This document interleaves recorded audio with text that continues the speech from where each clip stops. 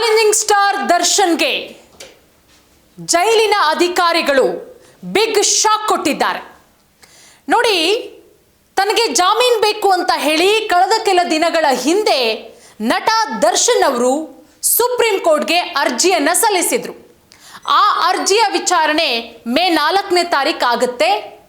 ಒಂದಷ್ಟು ಕಾರಣಗಳನ್ನು ಕೂಡ ಹೇಳಿರ್ತಾರೆ. ಅಂದರೆ ಯಾಕೆ ನನಗೆ ಜಾಮೀನು ಬೇಕು, ಏನಾಗ್ತಾ ಇದೆ ಜೈಲಲ್ಲಿ, ಎಲ್ಲದರ ಬಗ್ಗೆ ಒಂದಷ್ಟು ದೂರಿನ ಪಟ್ಟಿಯನ್ನೇ ಕೊಟ್ಟಿರ್ತಾರೆ ಸುಪ್ರೀಂ ಕೋರ್ಟ್ಗೆ ದರ್ಶನ್ ಪರ ವಕೀಲರು. ಆದರೆ ಎಲ್ಲದರ ವಿಚಾರಣೆ ನಡೆದ ನಂತರ ಸುಪ್ರೀಂ ಕೋರ್ಟ್ ಉತ್ತರ ಕೊಡಬೇಕು ಅಂತ ಹೇಳಿ ಸೆಷನ್ಸ್ ಕೋರ್ಟ್ಗೆ ಹೇಳಿರುತ್ತೆ. ಈಗ ಜೈಲಾಧಿಕಾರಿಗಳು ದರ್ಶನ್ಗೆ ದೊಡ್ಡ ಮಟ್ಟದಲ್ಲಿ ಶಾಕ್ ಕೊಟ್ಟಿದ್ದಾರೆ. ಏನದು ಶಾಕು? ದರ್ಶನ್ಗೆ ಬೆಲೆ ಸಿಗಲ್ವಾ ಹಂಗಾದ್ರೆ? ಎಸ್ ನೋಡಿ, 2025 ಆಗಸ್ಟ್ 14ನೇ ತಾರೀಕು ಚಿತ್ರದುರ್ಗ ರೇಣುಕಾ ಸ್ವಾಮಿಯವರ ಕೊಲೆ ಪ್ರಕರಣಕ್ಕೆ ಸಂಬಂಧಪಟ್ಟಂತೆ ದರ್ಶನ್ ಹಾಗೂ ಇತರ ಆರೋಪಿಗಳಿಗೆ ಕರ್ನಾಟಕ ಹೈಕೋರ್ಟ್ ಏನ್ ಜಾಮೀನನ್ನ ಕೊಟ್ಟಿತ್ತು, ಅದರ ವಿಚಾರಣೆಯನ್ನ ಮಾಡಿದಂತಹ ಸುಪ್ರೀಂ ಕೋರ್ಟ್ ಏನ್ ಮಾಡುತ್ತೆ, ಜಾಮೀನನ್ನ ಕಳೆದ ವರ್ಷ ಆಗಸ್ಟ್ ಅಲ್ಲಿ ರದ್ದು ಮಾಡುತ್ತೆ. ಆದರೆ ಇನ್ನೂ ವಿಚಾರಣೆ ಮುಗುದಿಲ್ಲ, ದರ್ಶನ್ಗೆ ರಿಲೀಫ್ ಇಲ್ಲ. 8 ತಿಂಗಳಾಗ ಆದಮೇಲೆ ದರ್ಶನ್ ಅವರು ಏನು ಮಾಡ್ತಾರೆ, ಜಾಮೀನು ಸಿಗಬೇಕು ಅಂತ ಹೇಳಿ ದರ್ಶನ್ ಪರ ವಕೀಲರು ಕಳೆದ ಕೆಲ ದಿನಗಳ ಹಿಂದೆ ಸುಪ್ರೀಂ ಕೋರ್ಟ್ಗೆ ಹೊಸ ರಿಟ್ ಅರ್ಜಿಯನ್ನು ಸಲ್ಲಿಸ್ತಾರೆ. ಇದೇ ತಿಂಗಳ ಮೇ 4ನೇ ತಾರೀಕು ಅಂದರೆ ಮೊನ್ನೆ ದರ್ಶನ್ ಸಲ್ಲಿಸಿದ್ದಂತಹ ಜಾಮೀನು ಅರ್ಜಿಯ ವಿಚಾರಣೆ ಸುಪ್ರೀಂ ಕೋರ್ಟಲ್ಲಿ ಆಗತ್ತೆ. ಸೆಷನ್ಸ್ ಕೋರ್ಟ್ಗೆ ಸುಪ್ರೀಂ ಕೋರ್ಟ್ ವರದಿಯನ್ನು ಕೇಳುತ್ತೆ. ದರ್ಶನ್ ಅವರು ಜೈಲಾಧಿಕಾರಿಗಳ ವಿರುದ್ಧ, ಅಲ್ಲಿ ಇರುವಂತಹ ಸಹ ಕೈದಿಗಳ ವಿರುದ್ಧ ಒಂದಷ್ಟು ಆರೋಪಗಳನ್ನು ಮಾಡಿರ್ತಾರೆ. ಹಾಗಾಗಿ ಸೆಷನ್ಸ್ ಕೋರ್ಟ್ ಏನು ಸುಪ್ರೀಂ ಕೋರ್ಟ್ ಸೆಷನ್ಸ್ ಕೋರ್ಟ್ಗೆ ವರದಿಯನ್ನು ಕೇಳಿತ್ತು ಸುಪ್ರೀಂ ಕೋರ್ಟು. ವರದಿ ಕೇಳಿದಂತಹ ಸುಪ್ರೀಂ ಕೋರ್ಟ್ ರಾಜ್ಯ ಸರ್ಕಾರಕ್ಕೆ ಸುಪ್ರೀಂ ಕೋರ್ಟ್ ನೋಟಿಸನ್ನು ಕೂಡ ಕೊಟ್ಟಿರುತ್ತೆ. ಮೇ 4ನೇ ತಾರೀಕು 57ನೇ CCH ಕೋರ್ಟ್ನಿಂದ ವರದಿ, ದರ್ಶನ್ ಕೇಸ್ ಪ್ರಗತಿಯ ಬಗ್ಗೆ ಸುಪ್ರೀಂ ಕೋರ್ಟು ಸೆಷನ್ಸ್ ಕೋರ್ಟ್ಗೆ ವರದಿ ಕೊಡುತ್ತೆ. ಕೇಳುತ್ತೆ ಏನಂತ, ಇಲ್ಲಿಯವರೆಗೂ ಎಷ್ಟು ಸಾಕ್ಷಿಗಳ ವಿಚಾರಣೆಯಾಗಿದೆ, ಇನ್ನೆಷ್ಟು ಬಾಕಿ ಇದೆ, ಸಾಕ್ಷಿ ವಿಚಾರಣೆ ಮುಗಿಯೋದಕ್ಕೆ ಇನ್ನೆಷ್ಟು ಸಮಯ ಬೇಕು, ಎಲ್ಲದರ ಬಗ್ಗೆ ನಮಗೆ ವರದಿ ಬೇಕು. ನಟ ದರ್ಶನ್ ಸುಪ್ರೀಂ ಕೋರ್ಟ್ನಲ್ಲಿ ಸಲ್ಲಿಸಿರುವಂತಹ ಜಾಮೀನು ಅರ್ಜಿಗೆ ಈಗ ಜೈಲಾಧಿಕಾರಿಗಳು ಪ್ರಬಲ ಆಕ್ಷೇಪ ವ್ಯಕ್ತಪಡಿಸಿದ್ದಾರೆ. ಏನಪ್ಪ ನೋಡಿ, ಕಾರಣ ಕೊಡಬೇಕು ಅಂತ ಹೇಳಿ ಸುಪ್ರೀಂ ಕೋರ್ಟ್ ಸೆಷನ್ಸ್ ಕೋರ್ಟ್ಗೆ ಹೇಳಿತ್ತು. ದರ್ಶನ್ ಅವರು ಒಂದಷ್ಟು ಆರೋಪಗಳನ್ನು ಮಾಡಿದ್ರು, ಅದೇನದು ಅಂತ ಮುಂದೆ ಹೇಳ್ತಾ ಹೋಗ್ತೀನಿ. ಈಗ ದರ್ಶನ್ ಏನು ಸುಪ್ರೀಂ ಕೋರ್ಟ್ನಲ್ಲಿ ಜಾಮೀನು ಬೇಕು ಅಂತ ಹೇಳಿ ಅರ್ಜಿ ಸಲ್ಲಿಸಿದ್ದಾರೋ ಅದಕ್ಕೆ ಜೈಲಿನ ಅಧಿಕಾರಿಗಳು ಪ್ರಬಲವಾಗಿ ಆಕ್ಷೇಪ ವ್ಯಕ್ತಪಡಿಸಿರೋದು. ಕೊಡಬಾರ್ದು ಜಾಮೀನನ್ನ, ದರ್ಶನ್ ಹೇಳ್ತಾ ಇರೋದು ಸುಳ್ಳು, ಸಹ ಕೈದಿಗಳಿಂದ ಬೆದರಿಕೆ ಇದೆ ಎಂಬ ದರ್ಶನ್ ವಾದ. ದರ್ಶನ್ ಅವರು ವಾದ ಮಾಡಿದ್ರು, ಸಹ ಕೈದಿಗಳು ನನಗೆ ಬೆದರಿಕೆ ಹಾಕ್ತಾರೆ, ಅದೆಲ್ಲವೂ ಕೂಡ ಶುದ್ಧ ಸುಳ್ಳು. ದರ್ಶನ್ಗೆ ಬೇಲ್ ಕೊಡಬಾರ್ದು. ವಿಡಿಯೋ ಸಾಕ್ಷಿ ಸಮೇತ ವರದಿ ನೀಡೋದಕ್ಕೆ ಜೈಲಾಧಿಕಾರಿಗಳು ಸಜ್ಜಾಗಿದ್ದಾರೆ. ಇವಾಗ ಏನು ಮಾಡ್ತಾರೆ ದರ್ಶನ್ ಪರ ವಕೀಲರು, ವಿಡಿಯೋ ಸಮೇತ ನಾವು ಸಾಕ್ಷಿ ಕೊಡ್ತೀವಿ, ನಾವು ಸಾಕ್ಷಿ ಕೊಡೋದಕ್ಕೆ ರೆಡಿ ಆಗಿದ್ದೀವಿ ಅಂತ ಹೇಳಿ ಜೈಲಾಧಿಕಾರಿಗಳು ರೆಡಿಯಾಗಿದ್ದಾರೆ.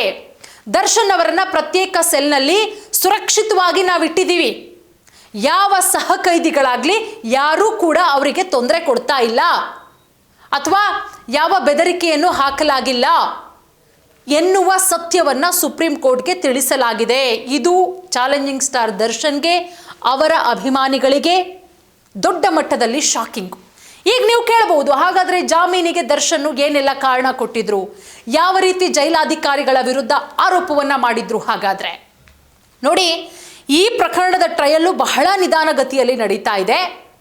7 ತಿಂಗಳ ವಿಚಾರಣೆಯಲ್ಲಿ ಕೇವಲ 10 ಸಾಕ್ಷಿಗಳ ವಿಚಾರಣೆಯಾಗಿರೋದು, 262 ಸಾಕ್ಷಿಗಳ ವಿಚಾರಣೆ ಆಗಿಲ್ಲ. ಇದೇ ರೀತಿ ವಿಚಾರಣೆ ನಡೆದರೆ ಸಾಕಷ್ಟು ಸಮಯ ತೆಗೆದುಕೊಳ್ಳುತ್ತೆ. ಜೈಲು ನಿಯಮಗಳಿಗೆ ವಿರುದ್ಧವಾಗಿ ಕ್ವಾರಂಟೈನ್ ಸೆಲ್ನಲ್ಲಿ ಇಡಲಾಗಿದೆ. ಬೇರೆ ವಿಚಾರಣಾಧೀನ ಕೈದಿಗಳಿಗೆ ಸಿಗೋ ಕನಿಷ್ಠ ಸೌಲಭ್ಯಗಳು ಸಿಗ್ತಿಲ್ಲ. ಕುಟುಂಬಸ್ಥರಿಂದ ಕನಿಷ್ಠ ಸೌಲಭ್ಯ ಪಡೆಯೋದಕ್ಕೆ ಅವಕಾಶ ಕೊಡ್ತಾ ಇಲ್ಲ. ಕುಟುಂಬಸ್ಥರ ಜೊತೆಗೆ ಮಾತುಕತೆ ಮಾಡೋದಕ್ಕೂ ಬಿಡ್ತಾ ಇಲ್ಲ. ಮಾತುಕತೆ ಮಾಡಬೇಕಾದ್ರೆ ಬ್ಯಾರಿಕೇಡ್ಗಳಿರುತ್ತೆ, ಆಪ್ತವಾಗಿ ಮಾತನಾಡೋದಕ್ಕೆ ಸಾಧ್ಯ ಆಗ್ತಾ ಇಲ್ಲ. ಜೈಲು ಮ್ಯಾನ್ಯುವಲ್ ಪ್ರಕಾರವೇ ವಯೋ ಆಹಾರ ಪಡೆಯಲು ಅವಕಾಶ ಕೊಡ್ತಾ ಇಲ್ಲ. ಬೇರೆ ವಿಚಾರಣಾಧೀನ ಪಾಯಿಂಟನ್ನು ನೋಟ್ ಮಾಡ್ಕೊಳ್ಳಿ, ಇದಕ್ಕೆ ಉತ್ತರ ಕೊಟ್ಟಿರೋದು ಜೈಲಾಧಿಕಾರಿಗಳು. ಬೇರೆ ವಿಚಾರಣಾಧೀನ ಕೈದಿಗಳಿಗೆ ಸಿಗುವಂತಹ ಸೌಲಭ್ಯಗಳು ಸಿಗ್ತಾ ಇಲ್ಲ. ನಾನು ನಿರಪರಾಧಿ, ನನ್ನನ್ನು ಬೇರೆಯವರು, ಬೇರೆ ಖೈದಿಗಳು ಅಪರಾಧಿಯಂತೆ ನನ್ನನ್ನು ಬಿಂಬಿಸಲಾಗ್ತಾ ಇದೆ. ತಾನು ತಪ್ಪಿತಸ್ಥ, ನಾನು ಆರೋಪ ಮಾಡಿದ್ದೀನಿ ಅನ್ನೋದಕ್ಕೆ ಯಾವುದೇ ರೀತಿಯ ಸಾಕ್ಷಿಗಳಿಲ್ಲ. ಜೈಲಲ್ಲಿ ತನಗೆ ಭದ್ರತೆಯ ಭಯ ಕಾಡ್ತಾ ಇದೆ. ಸಹ ಕೈದಿಗಳಿಂದ ಬೆದರಿಕೆ, ಇದೇ ಪಾಯಿಂಟು. ನಿಂದನೆಗೆ ಒಳಗಾಗ್ತಾ ಇದ್ದಾರಂತೆ ದರ್ಶನ್ನು. ತಾನೊಬ್ಬ ನಟ, ನನ್ನನ್ನು ಟಾರ್ಗೆಟ್ ಮಾಡಲಾಗ್ತಾ ಇದೆ. ಇಷ್ಟೆಲ್ಲ ಆರೋಪಗಳ ಪಟ್ಟಿಯನ್ನೇ ದರ್ಶನ್ನು ಸುಪ್ರೀಂ ಕೋರ್ಟ್ಗೆ ಹೇಳಿದರು. ಹೀಗೆಲ್ಲ ಆಗ್ತಾ ಇದೆ, ಇಷ್ಟೆಲ್ಲ ಮಾಡಲಾಗ್ತಾ ಇದೆ, ನಾನು ನಿರಪರಾಧಿ, ಬೇರೆ ವಿಚಾರಣಾಧೀನ ಕೈದಿಗಳು ನನಗೆ ತೊಂದರೆ ಕೊಡ್ತಾ ಇದ್ದಾರೆ, ಜೈಲಿನ ಮ್ಯಾನ್ಯುವಲ್ ಪ್ರಕಾರ ನನಗೆ ಊಟ ತಿಂಡಿ ಸಿಗ್ತಿಲ್ಲ, ಕುಟುಂಬದವರ ಒಟ್ಟಿಗೆ ಮಾತುಕತೆ ಮಾಡೋದಕ್ಕಾಗ್ತಾ ಇಲ್ಲ, ನನಗೆ ಬಹಳ ಹಿಂಸೆ ಕೊಡಲಾಗ್ತಾ ಇದೆ, ಈ ರೀತಿಯದ್ದು. ಬಟ್ ಈಗ ಜೈಲಾಧಿಕಾರಿಗಳು ದರ್ಶನ್ಗೆ ದೊಡ್ಡ ಮಟ್ಟದಲ್ಲಿ ಶಾಕು.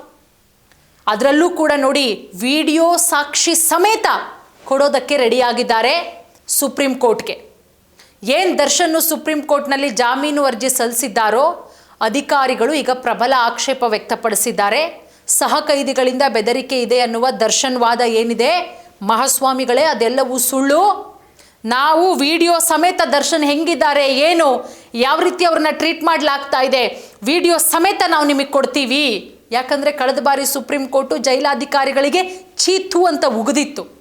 ಯಾಕಂದರೆ ರಾಜಾತಿಥ್ಯ ಕೊಟ್ಟವರೇ ಜೈಲಾಧಿಕಾರಿಗಳಲ್ವಾ, ಇನ್ನೊಂದ್ಸಲ ಎಲ್ಲಿ ತಪ್ಪು ಮಾಡೋಕ್ಕೆ ಹೋಗ್ತಾರೆ, ಸಸ್ಪೆಂಡ್ ಆಗಬೇಕಾಗತ್ತೆ. ಹಾಗಾಗಿ ಅವರನ್ನು ಸುರಕ್ಷಿತವಾಗಿ ಕ್ವಾರಂಟೈನ್ ಸೆಲ್ನಲ್ಲಿ, ಅವ್ರನ್ನ ಸುರಕ್ಷಿತವಾಗಿ ಪ್ರತ್ಯೇಕ ಸೆಲ್ನಲ್ಲಿ ಇಡಲಾಗಿದೆ. ಸುಪ್ರೀಂ ಕೋರ್ಟ್ಗೆ ತಿಳಿಸಲಾಗಿದೆ.